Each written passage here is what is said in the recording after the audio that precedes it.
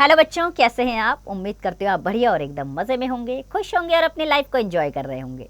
बिल्कुल जी, खुश रहिए, स्वस्थ रहिए, मस्त रहिए, यही जीवन जीने का सार है। देखिए, जब हम खुश होते हैं तो हम कार्य भी निपुणता से करते हैं। तो चलिए रहते हैं खुश और बढ़ते हैं अपने अध्याय की ओर। हमारे अध्याय में हम एक सुंदर सी कविता पढ़ने वाले हैं। कविता का नाम है चेतक की वीरता। तो बच्चों, चरित्र को महान बनाने वाले गुणों पर किसी जाति, धर्म, वर्ग का ही अधिकार हो ऐसा नहीं है।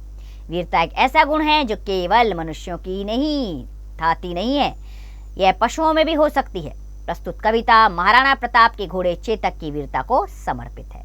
तो आइए वीरता के पर्याय चेतक के बारे में इस कविता में जानें। कविता की पंक्तियां कुछ इस प्रकार है बच्चों। रणबीर चौकरी भर भर कर चेतक बन गया निराला था, राणा प्रताप के घोड़े से पड़ गया हवा का पाला था। तो इसमें दो शब्द आए हैं। इसमें चौकड़ी कुलांग भरना और निराला यानी कि विचित्र, अनोखा।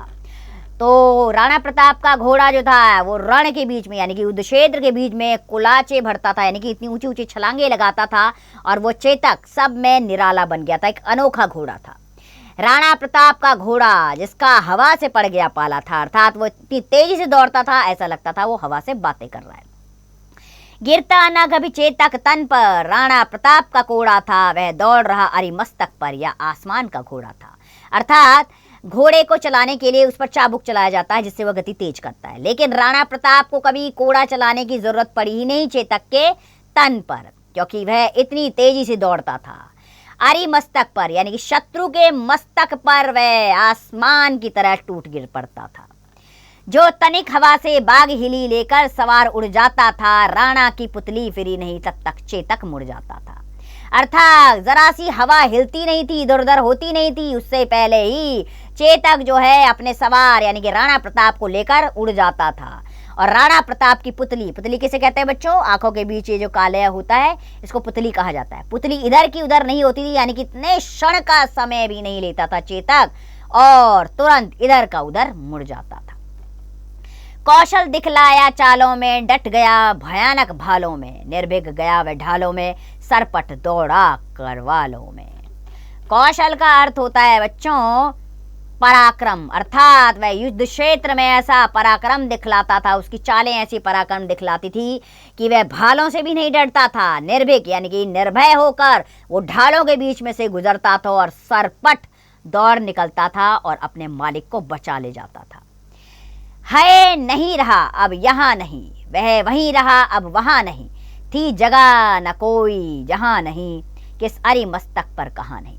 अर्थात कोई देख ही नहीं पाता था कि चेतक अभी यहाँ है, अभी वहां है, कभी कहां है।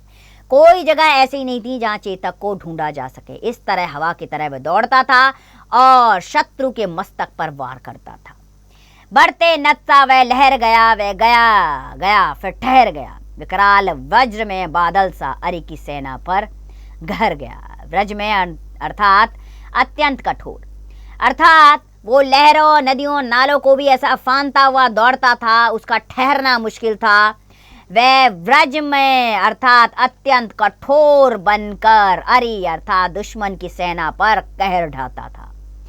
भाला गिर गया गिरा निशंग, है टापों से खन गया अंग, पैरी समाज रह गया दंग, घोड़े का ऐसा देख रंग। निशंग यानी कि तरकश, अर्थात भाला कहीं गिर जाता था, तीर कहीं गिर जाते थे, लेकिन कोई भी चेतक को नुकसान नहीं पहुंचा पाता था। उसके टापों की आवाज कोई नहीं समझ पाता था कि कहां से आ रही है, अभी यहाँ अभी वहां। बैरी समाज अर्थात उसका शत्रु समाज ये देखकर दंग रह जाता था कि इस तरह का निराला घोड़ा उन्होंने कभी भी नहीं देखा। तो ये था राणा प्रताप का घोड़ा चेतक। तो बच्चों, श्याम नारायण पांडे द्वारा लिखी गई है कविता जिसमें उन्होंने चेतक की वीरता का गुणगान किया है। आइए अभ्यास प्रश्नों की ओर चलते हैं। मौखिक अभिव्यक्ति में पहला प्रश्न है, इस कविता के रचयिता कौन है? तो इस कविता के रचयिता श्याम नारायण पांडे जी हैं। इसी प्रकार बाकी के प्रश्नों के उत्तर स्वयं दीजिएगा बच्चों। लिखित अभिव्यक्ति में क प्रश्न है, सही उत्तर वाले गोले को रंगिए। पहला वाक्य, प्रस्तुत कविता किसकी वीरता के विषय में है? तो सी वाला सही है, चेतक के विषय में है। इसी प्रकार बाकी के विकल्प स्वयं ढूंढिए आप। ख, कविता पढ़कर पंक्तियां पूरी कीजिए। है यहीं रहा, है यहीं रहा, है यहीं रहा अब यहाँ नहीं, वह वहीं रहा अब वहाँ नहीं, थी जगह न कोई जहां नहीं, किस अरि मस्तक पर कहीं नहीं।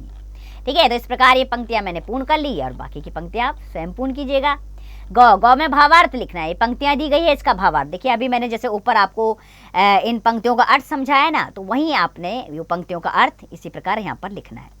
घ, घ में आपको पद्यांश दिया गया, अर्थात कविता की पंक्तियों में से कुछ पंक्तियां निकालकर आपको यहाँ दी गई है, तो 3 बार इन्हें पढ़िएगा और इससे संबंधित 3 प्रश्न हैं। इन 3 प्रश्नों के उत्तर आप इसी पद्यांश से लिखिएगा। दो, इसमें निम्नलिखित प्रश्नों के उत्तर लिखने। पहला प्रश्न है, रणभूमि में चेतक कैसा बन गया था? रणभूमि में चेतक हवा से बातें करने वाला घोड़ा बन गया था। शत्रु को उसकी टाप सुनाई नहीं देती थी और वह अपने सवार को तुरंत दुश्मन सेना से बचाकर ले जाता था। इसी प्रकार बाकी के प्रश्नों के उत्तर स्वयं दीजिए।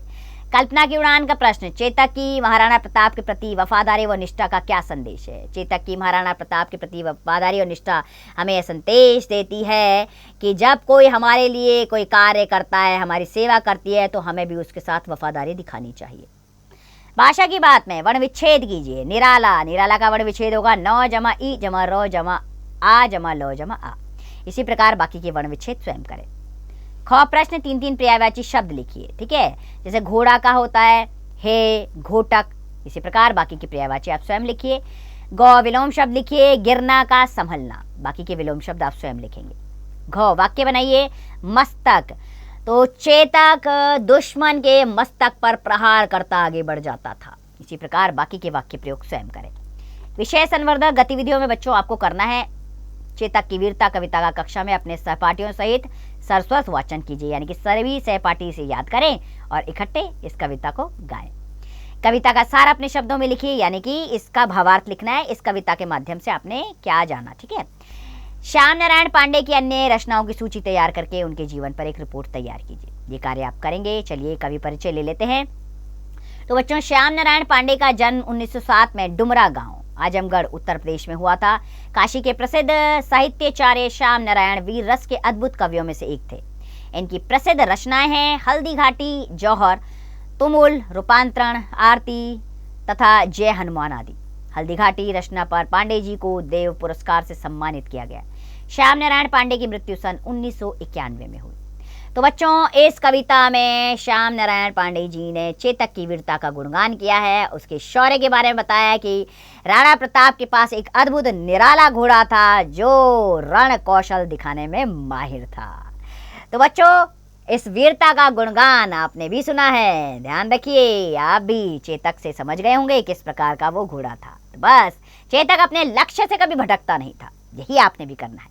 अपने लक्ष्य पर ध्यान केंद्रित करिए, साहस के साथ आगे बढ़िए, प्रयत्न करते रहिए और लक्ष्य प्राप्त कीजिए। इसी उम्मीद के साथ खुश रहिए, स्वस्थ रहिए, मस्त रहिए और इस पाठ का अभ्यास करते रहिए।